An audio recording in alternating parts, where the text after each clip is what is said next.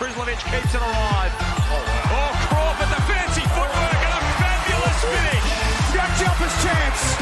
McVeigh, 2 on the clock. Oh, Quot McVeigh. And have a look at what it means to Scott Roth. Bloody good. How good. These JackJumpers. They just never say die. Welcome to the Tasmanian Takeover. My name is Jeremy. I'm here with the main guy, JD.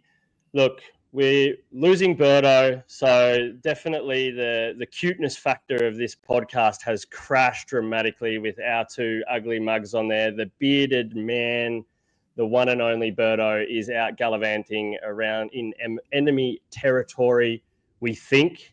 We think he's still alive. We're not quite sure, but he's, was at the Sydney game and we haven't heard from him since. So I've taken over. Berto took over for me on the basketball fix beyond the buzzer earlier, a couple of weeks ago. So I get my chance to steal his job because I think he stole mine because he was such a class act there. But yes, this is the Tasmanian Takeover powered by the Basketball Fix. Don't forget to check out all the Basketball Fix socials on Instagram, on Twitter. Check out the YouTube channels and jump on and have a little bit of a listen and watch to all the other shows about the Illawarra Hawks. We've got Brisbane started. We've got the Perth Wildcats and the New Zealand Breakers. So jump on and support those guys. Don't forget to continue to like and share. We're loving the support, not only on the Tasmanian Takeover, but also on the Basketball Fix. Now, JD, how you travelling, mate? I'm good, mate. I'm excited for this one. Congratulations on your promotion from the head podcast over there. We all know who's calling the shots at the Basketball Fix. So congratulations on your promotion from beyond the buzzer. It's good to have Sweden's biggest JackJumper supporter on board. Yeah, that's right, huh? I could be the only JackJumpers supporter in Sweden. You never know. So we don't have to mention I'm that. At all over here. But yeah, I'm happy to be here. I'm really excited as well. It's cool to hang out with you for the next 45 minutes or so and talk Jackies because I'm tired of listening to Josh over on the Beyond the Buzzer always talking about the Perth Wildcats and Ryan jumping on as a Illawarra Hawks fan. So it's nice to focus on the good stuff, the one and only, the champions of the NBL, the Tasmanian JackJumpers. Now, mate, the season so far, it's been a bit tough. We'll go into the two games that we had in round 17, starting to really feel the pinch a little bit now of some of these big man injuries. But yeah, with McVeigh out and then Deng out and also Shawnee Mack all ruled out for the season. Mate, what are your thoughts on that, and how do you think Scott Roth and the team need to what do we have to do to start getting some wins on the board, because it's starting to get a little bit tight in that race to make the play-in, isn't it? We're getting a bit nervous, aren't we? It's look, I think if you take the starting six and the fifth man out of three of the starting five and the sixth man out of any team, I think anyone's going to struggle. So I think the biggest thing I've taken from it, we've seen a sample size by now, which we'll go into a bit later, but we haven't been out of any of the games, bar probably the Perth game, which we're not going to bring up again. It's been tough. And I think the boys have just got to keep doing what they're doing, and hopefully we can string together a couple of wins along the way. Hopefully pick up McVeigh and Deng for finals, but we got to get there first. At the moment, it's a bit like watching that, that Austin Powers clip where the evil henchman is waiting for the steamroller to roll over him. Feels like that a bit at the moment. Yeah. It's been an absolute wild ride, hasn't it? It's been really, really tough. It feels like this season for me, it's sort of been broken up into like three stages. It felt like the start of the season was tough. It was a little bit of championship hangover. Shawnee Mack was out, and he was obviously going to be a big part of the whole yeah, obviously the way that we play, which we saw when he did come back, and then sort of Shawnee Mac come, we went on that big run, 7 games, I believe. And then obviously McVeigh went out, but I think things still worked because I think we really saw the importance of Shawnee Mac, because he just gives space and gives time to guys like Jordan Crawford and Milton Doyle. And I think his absence, I think we feel the most. We spend a lot of time talking about that we're missing McVeigh, and obviously it's a big part, and we're missing Deng, and we are really struggling in the paint to defend and to score points and get those second chance points. And that's a big part of the game. But I think somehow with just having that other ball player in Shawnee Mac there, it gave us a way to win. I think Scott Roth found a way to win by, all right, our weakness is there. We know it's our weakness, but we're able to move the ball in a certain way that other teams can't defend. And then we were getting like the master stroke of Jordan Crawford coming off the bench has been incredible. We've like certainly seen the most consistent I think we've seen Jordan Crawford play even last year. 100%. This year coming off the bench, and he's just like putting up these numbers and really controlling that second unit. And I think that's been incredible. But now with Shawnee Mac out, I think we'll go into sort of the minutes that he played in these, Jordan Crawford played in these last few games. It was like, yeah, he started on the bench, but he's still playing 30 plus. So you're sort of losing that dynamic, that impact. But I think now it's definitely, in Roth we trust. It's just a matter of time. He'll work out a way for us to, like he has, to stay in games. But it's just a matter of, okay, is there enough time to work out how we're going to start winning some of these close games and not falling off in the third or the fourth quarter like we did in round 17. The game just seems to slow down around Shawnee Mac. I think that's what it is. Just the amount of composure that he's shown ever since he was a development player. He just sees the game in slow motion. And I think that that's probably what we're missing. We've got obviously Milton is a bit the same, but to have it on both sides of the court and have two guys like Shawnee and Milton who just see the game on a whole nother level. We're really missing that composure, is my sense.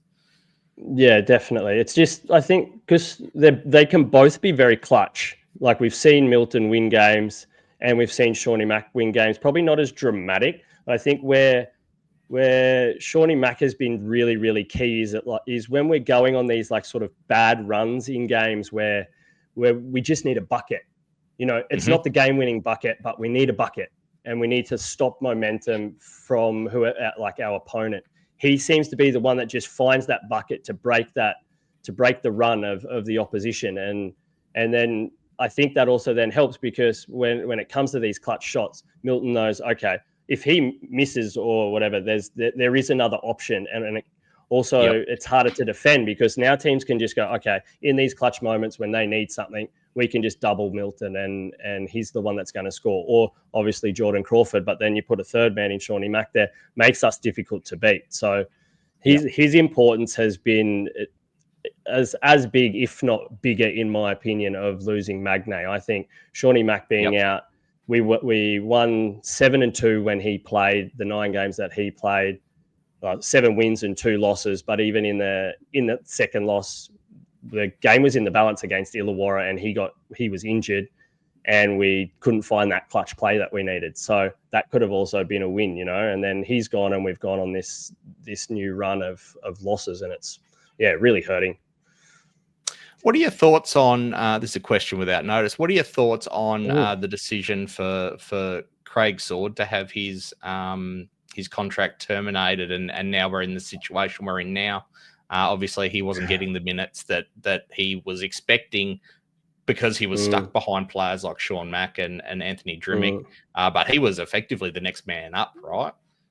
Yeah, absolutely. I think it hurts now. And it's like, it is really, really hard to say. There was obviously some issues there. We uncovered a little bit of it on at the Basketball Fix with the interview with Josh Higgins, interviewing Craig Sword. But It just felt like something wasn't working there. So they decided to move on. They don't make these decisions. They don't take these decisions lightly. So I think it was definitely, it was the right move at the time. But now, obviously, in hindsight, it would have been nice to have someone like Craig Sword there that maybe could have got his 100%. Minutes up. And if we got a bit of confidence, then he could have been more of a key shooter and key defender. But like obviously Hummer's come in, and we also need big men. We need power forwards. So like what do you do? I think it's a much of a muchness. You can't it's easy to say and be critical in hindsight. No, it would have been better with this and would have been better with that. But look, like you never know.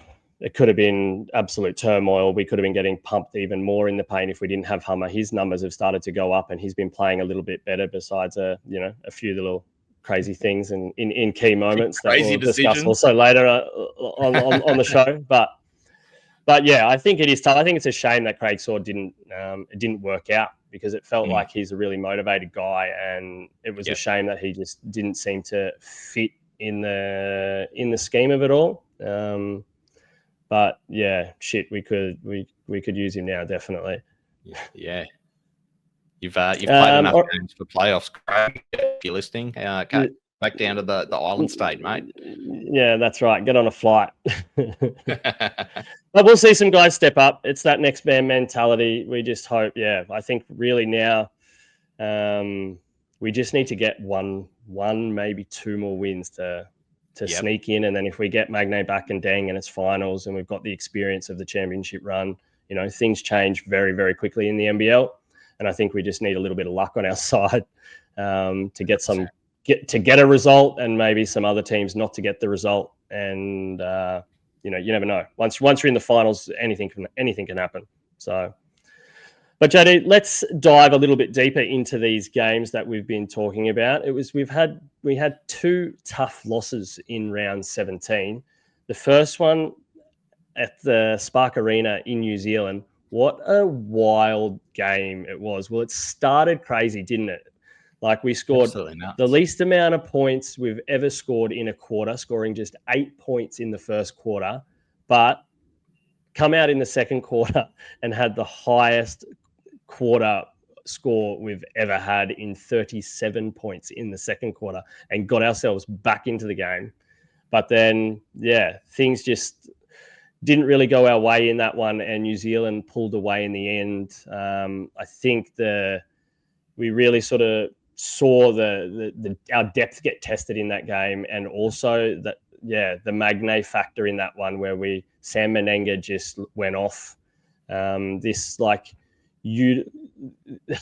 versatile power forward, I think, is our hardest problem at the moment to defend, because we just don't have our guy in McVeigh or even Deng to be able to stop a force like that. A guy that's strong in the paint but can also shoot and get these mid-range shots and even pop a couple of threes. I think that sort of really hurt us in that game.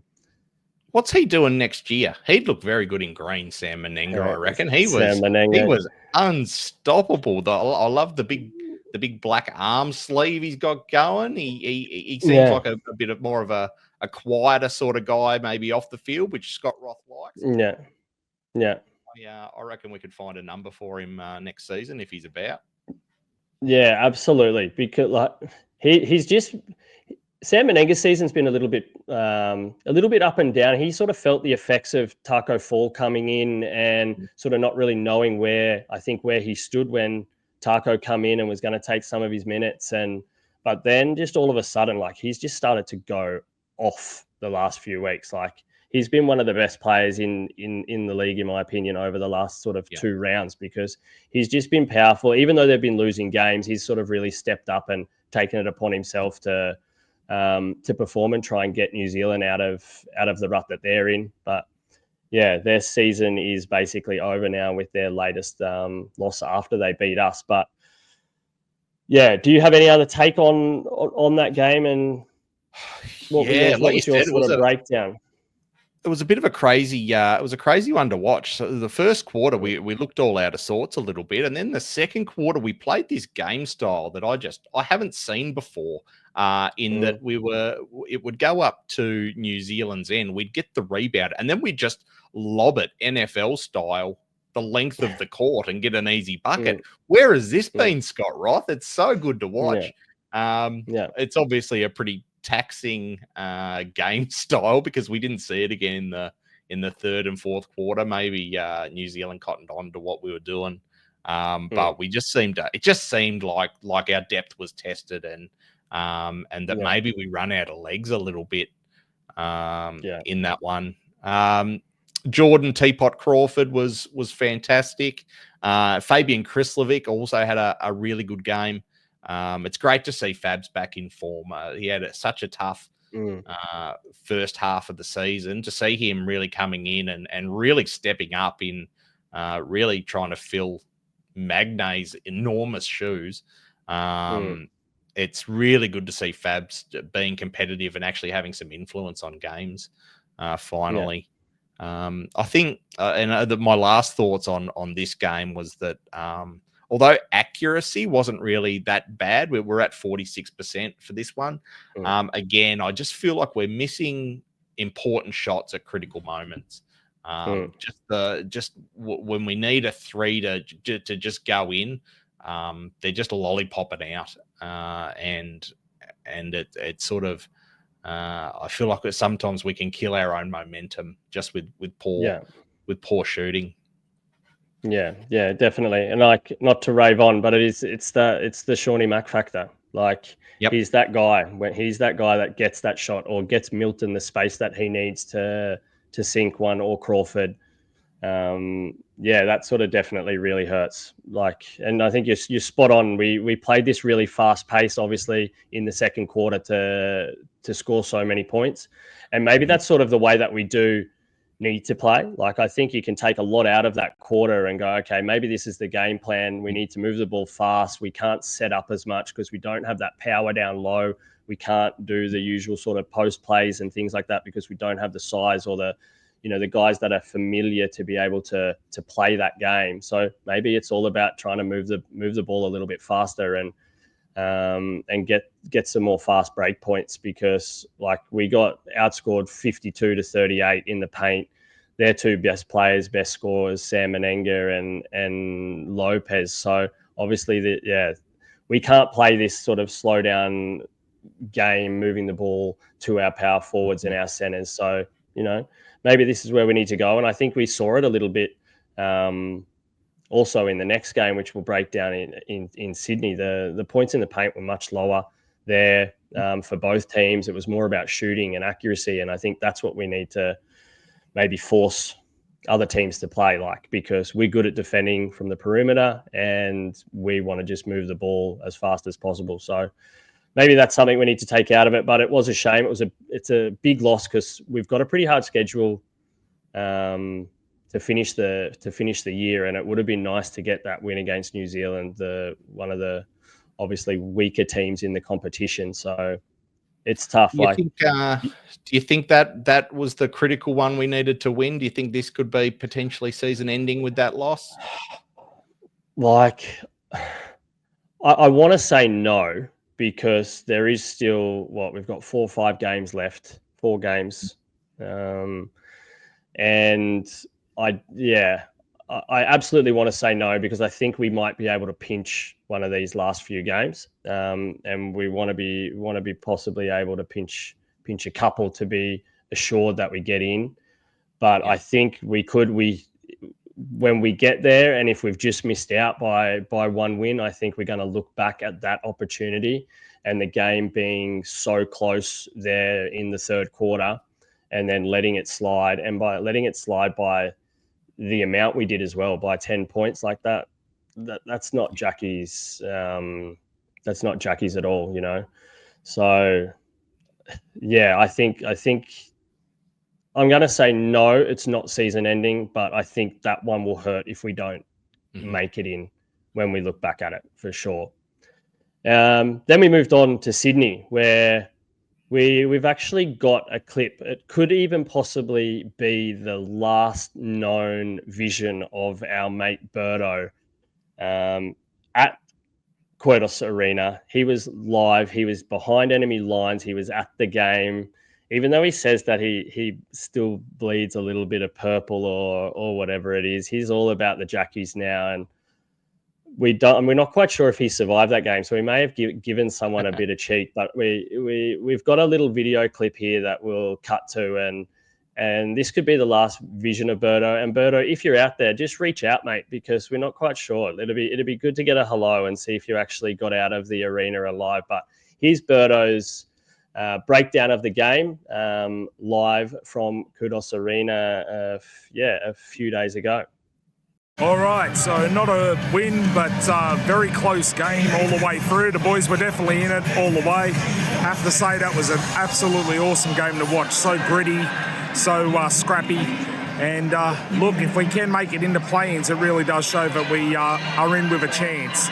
Hopefully Drimmick doesn't pull up with an injury, because the way he landed on that foot after that foul was a bit nasty. And hopefully we can manage to get through the next, 3 games and pull 1 or 2 wins on the way. Berto out for Tasmanian Takeover. So that's it. Did he survive? Did he come out? Who knows? But Did you notice a few shifty-looking characters? I mean, they're not hard to find at Qudos Bank Arena, but I feel like there was a few shifty-looking characters in the background there that may have had their eye on him.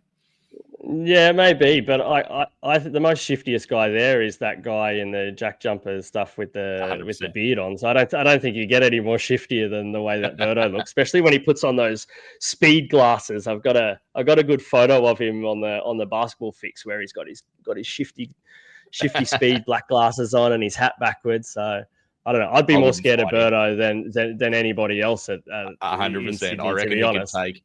How many does Qudos Bank Arena seat? Is it 14,000? I reckon. Yeah, something like that. yeah. You definitely don't want to meet him at 4 a.m. walking your way out of King's Cross or anything like that, do you?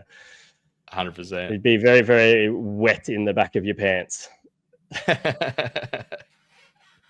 But JD, another loss, another game where we could have stolen this one. The boys put in a massive effort. We lost in the end 88-77. Milton Doyle went off in that one, 21 points, 7 rebounds, 4 assists. What's your take on the game, and where did you see that it was sort of won and lost there? It was such an interesting game because it was sort of the polar opposite of the New Zealand game. You could really see what we were trying to do in this one, and we slowed the game right down. And from a defensive point of view, this game was brilliant to watch. And the Kings just couldn't get any traction at all for the first 3 quarters. It was really good to see Milton Doyle and Jordan Teapot Crawford have a combined game. So they had 38 points between them, which is we've been screaming for from the both of them all season. So it was good to see a team performance in that. But at the end of the day, we just talked about Menenga and how destructive he was to the game in New Zealand. In this game, we had Kuot Noi, who he was the difference in the end, 32 points. If he doesn't play, I think we win this one. Yeah, definitely. Kuot Noi just went off. But it's that, like, Noi plays a lot like he's like a shooting guard, but he's still a big guy, and I think that just sort of got us into he's huge. And shout out to Kuot Noi. He's a fan of the show. He's been on the show a couple of times, but at the basketball fix. But yeah, you could have eased up just a little bit on our Jackies, so we could have got this cheeky win that we're trying to get to make it into the final. He's going to have to change jerseys if he's going to come on this one. Yeah, absolutely. Yeah, absolutely. So if you want to come on the show, Noi, just send a quick message over to the JackJumpers and sign a contract for next year, because definitely love to have you. Noi's an absolute machine. But yeah, he really hurt us. But it is that versatile power guy. These big guys that can shoot that hurt us, like you said, with Sam Menenga. You know, like it was. Yeah, these types of players are the ones that are going to hurt us. And when we dive into our game in round 18, there's a key guy for Southeast Melbourne that we'll chat about. That's got the exact same attributes. But I think like this game was tough. It felt like we held ourselves into it. We slowed things down, but like turnovers at 17-5, and Sydney had 24 points off our turnovers, off those 17 turnovers. Oof. And we only scored 4 points off their 5 turnovers. So like these types of stats are killer, you know, like we can't turn the ball over 17 times and expect to win a game, especially when we're not getting turnovers ourselves. So we sent them to the line so much. Like we're playing this pressure defense, and obviously our defense is the core of how we play, and it's even more so now going to be the only way that we're going to win games, is that we obviously have to slow the pace and we have to make it difficult for our opposition to shoot. But it's not difficult for them to shoot when they're getting 36 free throws. We can't give that up, and we only got sent to the line for 13 shots. So like you take the difference, we sank 10 free throws, they sank 29. That's a 19-point difference at the free throw line. So in the end, it's, you know, I think we're almost lucky to get away with an 11-point loss. I want to talk to you about this. What are your thoughts on the massive free throw differentials that we've been given? I've actually got the last 6 games here, which we've only won one of. We won the one against New Zealand 10-12. All the others have been massive differentials. So the Sydney game was 36-13, Perth 26-17, Adelaide 26-14, Illawarra 23-11, and Southeast Melbourne 33-6. Is this a reflection of how we play, or are we just not getting the calls that we deserve?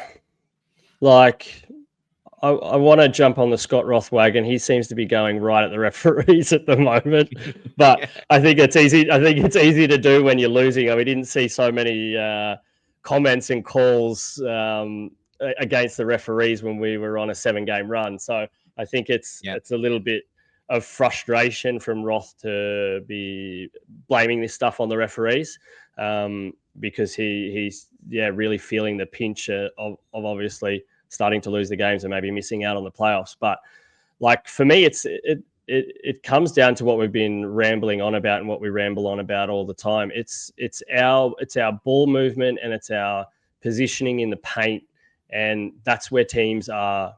It's working both ways. We're not moving the ball well enough in the paint. We're not getting these cheap slaps on the wrist when we're trying to go hard at the ring, and other teams are doing it to us, and we don't have the stature and the size in there. So guys have got to start reaching, you know?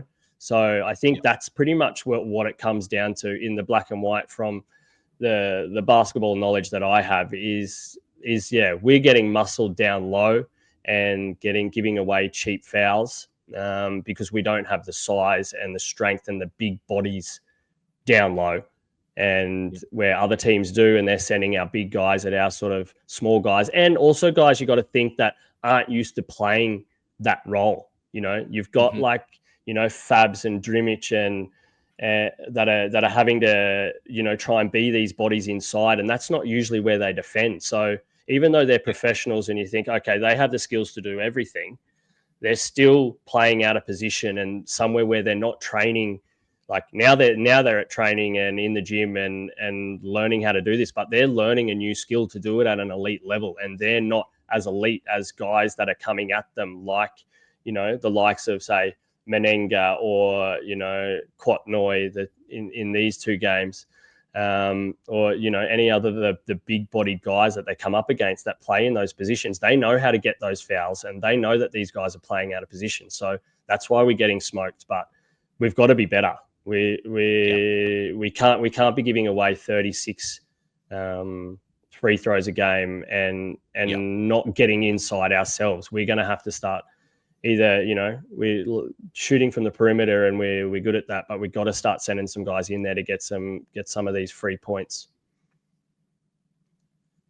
There was an interesting moment in the Sydney game. I don't know whether you saw the vision of it, but our mate, I call it his bar humbug moment. Ian Hummer had a proper brain fade in this game, where the clock said 44 minutes. And he had a lob from the Bunnings sign, like it was only 4 seconds. There's been a bit of controversy about it. The JackJumpers actually went to the NBL and asked for a please explain why the clock said 4.4 seconds. And if you watch the vision for about maybe 6 or 7 seconds, the shot clock at the game and also the clock on the TV screen changes to 4.4 seconds. And I think at this moment, Hummer has looked up, thought, oh shit, we've got 4 seconds. We're 5 points behind. I'm just going to have a shot here. And unfortunately, it ended up kind of being the difference. Sydney took it to the other end and they ended up getting out by 11 because they whacked on a couple of cheap shots in the final seconds. Did you see it? What are your thoughts? Yeah, no, I didn't see it, to be honest. I watched the condensed version of that game and they didn't show it. But yeah, but it is crazy. I don't know. You can say that it changed the game, but the Jackies were down by 5. I want to be a little bit light maybe on the humdinger, because it's tough. It is I don't know. You can look at it two ways. Like down by 5, we get a bucket there. You're all of a sudden if we sink a 3, we're within a shot of 2. But it's tough, obviously, to come back from 5 with 44 seconds to go. It's even tougher if you think it's 4.4 seconds. But it is these small little things like that do pop up occasionally in the NBL with little like clock problems and stuff like that that shouldn't happen in professional sport. So it's a bit of a shame, but he, in one sense, should have been a little bit more into the game to realize that 40 seconds don't disappear from the clock either. If he's zoned in, he knows exactly how much time's on the clock without needing to look at it. But I guess, you have a quick glance and you're like, oh, fuck, for maybe it is just 4 seconds. So you can see how it can happen if he just looked at the clock right at that moment. But but it's tough. It should never happen. The clock should never be broken at that stage of the game. But then Hummer should never bomb like that either. So yeah, I don't know. Should probably I be don't know said he was having a ripping game before that. He sunk 3 threes, which just looked phenomenal. I think he ended up on 11 points. And he looked really, really solid. So apparently he took it pretty hard. I hope he's all right. I don't think maybe it changed the momentum. I don't think it was. You can't look at these things in isolation and say it decided a game. Because there's thousands of moments in a game that decide a game. So hope to see a similar sort of output from the Benedict Humberbatch next game.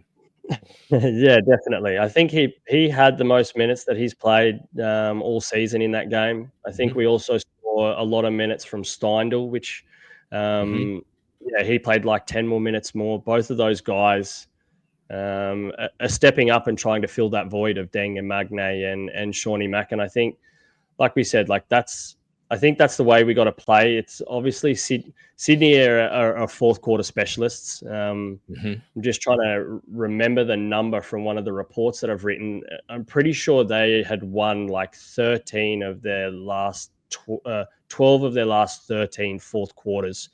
They'd won, and the only one they lost, they were up by 20 against New Zealand. So they sort of gave that up. So I don't think it's we were definitely in the game. I think we played the way that we need to play. We need to slow teams down, especially on their offense, and then maybe we need to sort of pick up the speed of our offense a little bit. But yeah, I think it's definitely a positive performance. I think we got to be more proud of that performance and maybe mold our game more around the performance against Sydney than the performance we had against the Breakers. Obviously, that was like a roller coaster at Dreamworld. It was really, really up and down. But this felt like we were in the game and we just sort of, we ran out of legs against the best fourth quarter team in the competition. So, but the game was in the balance, obviously, as we said, with 44 seconds to go, we were still in it. So I think definitely that's the way that we do need to play moving forward if we're going to try and snag one of these wins, because the big thing for us is we need to obviously keep their score, keep the opposition sort of as close to 80 points as possible. We have this sort of mark with 80 points where we've won one game where we've scored under 80 points all season. So all of our other wins have been when we've scored over 80 points, and we've only lost 3 times when we've scored over 80 points. So that's the sort of mark that we've got to hold. If we can keep our opponents under around that 80 mark, I think, and we can get over that little edge, then we're going to start winning games. And that's how we did it last year on our championship run. Our defense was just like nobody could score, and we weren't expected to put up 100 points. This season in the NBL it feels like there's been so many high scoring games, and that's not how the Jackies play. And it's definitely not how we play without obviously losing Jack McVeigh to the NBA and the G League, and then losing Shawnee Mack and Magnay. We don't have that many points. We're going to struggle to compete in these really high scoring games. So we need to just be really just leaning back on our defense, exactly like what we did in the championship run, and get wins that way. So hopefully we see another improved performance in our game this week. Like we're coming up against SEM, Southeast Melbourne at it's at the State Basketball Centre, I believe. So they just played there and bashed the Breakers. So that's sort of there because it's still the finals of the Australian Open. So John Cain's all out. So but we love John Cain Arena. So it is a bit of a shame. But what are your thoughts on that game? And do you think we're going to be able to snag a win against Southeast Melbourne, or how do we match up? Do you know what the last game we had against Southeast Melbourne was sort of the beginning of a real struggle. Looking at the numbers, we've had a massive drop since that last Southeast Melbourne game. We've had a big drop in rebounds, assists, threes, and obviously free throws. So it obviously it was the injuries that had the biggest effect, but they came down to My State Bank Arena and made us look a bit silly. There's something real no frills about Southeast Melbourne this year. They're not flashy. They're not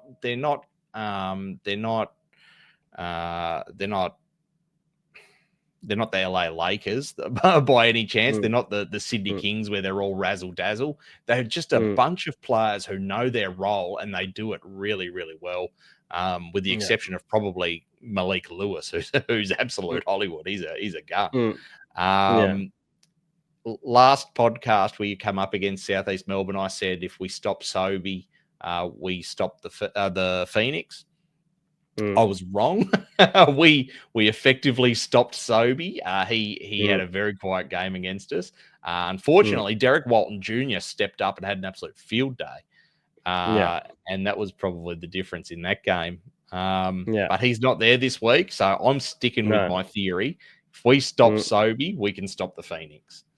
Yeah, definitely. I think it's a tough matchup for us, but I think in all honesty, I think it's going to be tough for us to get the victory.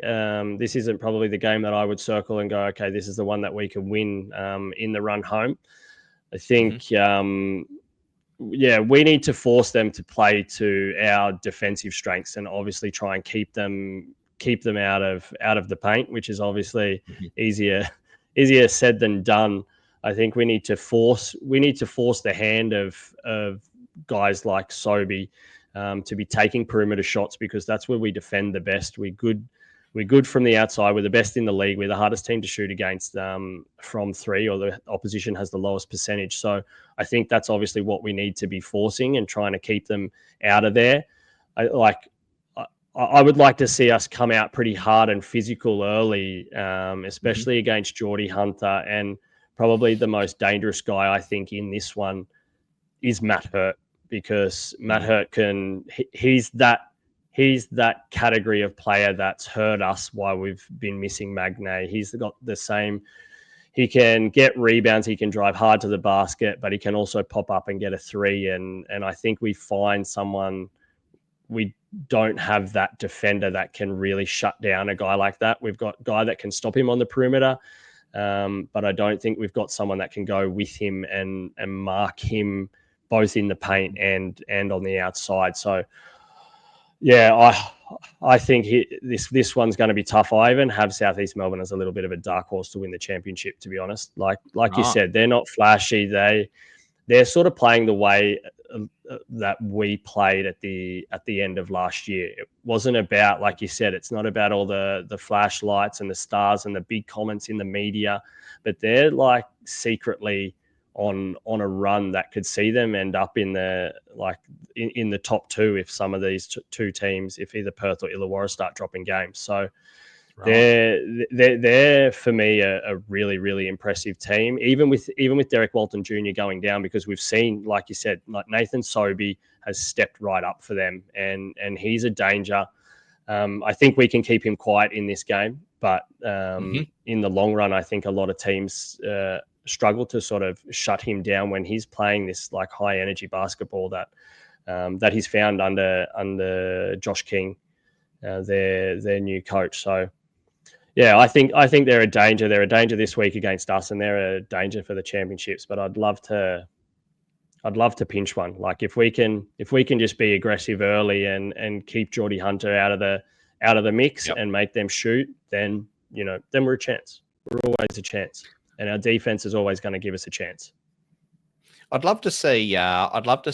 What have I called him? The people's mullet. Archie Woodhill get a few more minutes.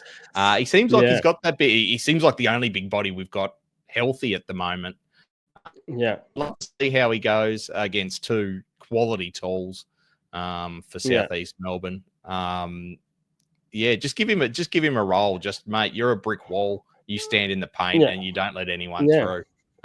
It's probably we're at the point in the season where we can start to try things. What do we got to lose? Yeah, I think if you want to go crazy like that, I think definitely throw him in there in the first quarter and just foul him out. Like, get in there, be aggressive and take some hits, stand in the way, try and get a few charge calls and just throw out the balance of the game. It's definitely not the worst idea in the world. Let's do it. Yeah, for sure. Now, JD, now we've broken down that. Or you want to give me your tip? Are you backing the Jackies to go in, or do you think it's going to be a tough loss before we move on to the final segment? I do. So the Phoenix seem to be our bogey side a bit, and I'm a big believer in bogey sides, purely because we seem to be the Wildcats one, which I'm going to hold on to forever, and I'll keep mentioning on this podcast. The Wildcats always find it very hard to play against us. We seem to find it very hard to play against Southeast Melbourne. So I think we'll go down. I hope they put in a good showing. I hope, I just hope we're competitive in this one. I hope we can slow the game down. I hope we can stay in it. And maybe if we're still in it halfway through the fourth quarter, something magical might happen. But I've got to give Milton the ball and he can go on a run. Yeah, it's unfortunate. Give it to Milton. Give it to Milton and he's due for a 40-plus game. All these other teams are getting their boys out, dropping 40. It's time for Milton. We're calling you out, buddy. This is your game. Get in there and drop 40 for us, because Southeast Melbourne love to score points. You're going to need to score 40. Do 50. Why not? Do 50. Why not? Yeah, well, exactly. And do it while looking like you've just woken up from a nap as well. We don't want a change in energy. We just want the points. Yeah. All right, JD, let's jump into our Ant Army Antics, where we discuss things maybe outside the court, not diving into the basketball so much. Why don't we actually start off with Jack McVeigh? We love our Jack McVeigh watch. Jack McVeigh still burns in everybody's hearts, and I think he will for forever. So I love this segment. I actually fast forward when you guys usually do this show. I fast forward to this bit first, and then I go back because I love to get the McVeigh updates. But how's he been going in the G League? They took a pretty heavy loss in one of these games. Yeah, so he's in Austin, Texas at the moment, playing against the Spurs. These Spurs must be a pretty good team because they've beaten the Rio Grande Valley Vipers, who Jack McVeigh plays for, pretty heavily both times. Yeah, so Jack's had some underwhelming games, 11 points in the first loss, and then only 2 points in the second game where they got beaten by over 50 points. He had 1 out of 6 field goal attempts, which was pretty tough. Tough going for old Jack. Yeah, poor old Jack. Because I was diving through his stats a little bit last week, I believe, before this last game, and man, he's been tearing. Absolutely. You wouldn't be surprised if he keeps we take out these last 2 games, or even just that the one where he went 2-3-3, but I think you've got to expect that he's going to get another shot at the NBA soon if he keeps. I think he was averaging 17 points, somewhere around 7 rebounds and 3 or 4 assists or something. They're pretty decent numbers. You think he would have to get a bench spot at some stage and get a call up. He went on a run where I think it was 6 games in a row where he scored over 20 points. And wow, there was one game where he hit 29 and looked like the Vipers' best player by a long way. Fingers crossed he gets some more minutes in the NBA before the season's out. If not, he's welcome to join us back at My State Bank Arena. We'll happily have him back. Yeah, please, in NBL 26. Please. Come back, Jack. Come back. Or maybe we need to start a campaign. That's perfect. Come back, Jack. I'm thinking about the old Captain Hook movie, where it's run home, Jack. Run home, Jack. Home run, Jack. And they hold up the sign and get it all in the wrong order. I think we got to... Absolutely we need perfect. to make a meme about that. Definitely. Yeah. Throw it on the basketball fix of run home, Jack. We need a run home, Jack. Please save the Jackies this season and run home, please. Our good friend Jack McVeigh. Now, the annual Tassie charity match coming up on the 8th of February when the JackJumpers take on Cairns. This could be the one that we need. Maybe a little bit of good luck from the charity game might just sneak us into the playoffs. But tell us a little bit about the whole campaign here of Tassie Goes Teal. Yeah, so this is their annual charity match. I think they actually they chose this charity because there was a lady, and I'm speaking completely. I haven't researched this enough at all, but I think there was a lady in their admin department who actually passed away with ovarian cancer. This game, all proceeds go to the SHE Support Hope Education Fund, and they are looking to build a world-class centre for cancer in Tasmania, which would be just phenomenal. They specialise mainly in gynecological and ovarian cancers, which again I am in no way qualified to talk about. No, I don't think. But it's such a great cause. So there'll be an auction for Game 1 jerseys. There'll be teal jerseys on sale, so you can grab a teal jersey and wear. You've still got 3 weeks before this game, by the way, so grab a teal jersey. You can buy a virtual seat at My State Bank Arena. So even though you might miss out, you can still buy a seat to the game. I think that'll probably get you certain access behind the scenes and whatnot, I'd imagine. And then every person who actually attends My State Bank Arena will get a rally towel to wave above their head. Let's paint the arena teal. Absolutely, paint it teal. It's a great cause, and I think this is this is one of the big reasons why I think for myself jumped on the JackJumpers train, because it's these sort of community-driven things that they do that set them apart, I think, from a lot of the other teams. That really, like, obviously a lot of the teams support charities and stuff, but this is just like the one of many things that the JackJumpers organization does. They're so embedded in the community of Tasmania and basketball, and they go around and do a lot of these types of charity things. So for all of the listeners out there, definitely get on board in whatever way you can.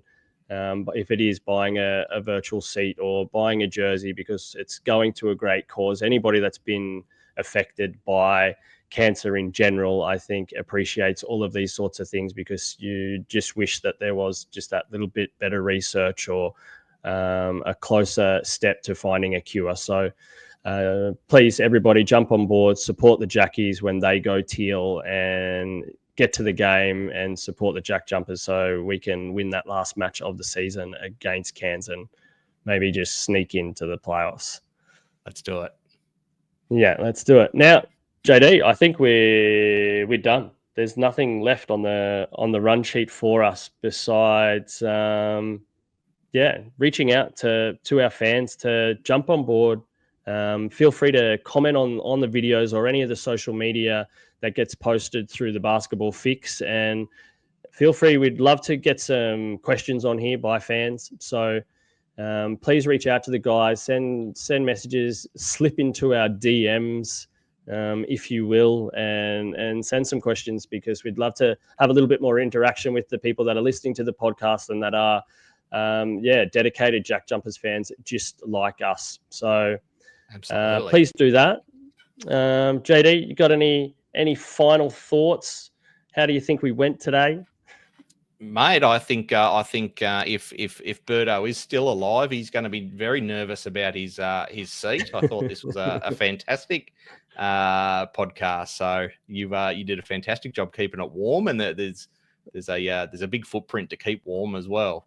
Yeah, absolutely. But I'm happy to keep it warm, but I would definitely prefer to listen to you and Berto. Your chemistry has been amazing, and if I can have one final thought before we say goodbye, is I love listening to you guys every day. You do a fantastic job. We're so happy to have you on board and be a part of the Basketball Fix team, and it's been awesome. And you two guys are absolute superstars, and you're really passionate supporters and great guys as well. So definitely happy to have you guys and keep up the good work. And I'll next week much prefer to listen to it with my headphones on than listening to my own rambling voice as I'm doing right now. So let's say goodbye, good night, good morning, and let's go Jackies, and let's try and snag a win. Go Jackies. Prislovic keeps it alive. Oh, Crawford, the fancy footwork and a fabulous finish. JackJumpers chance.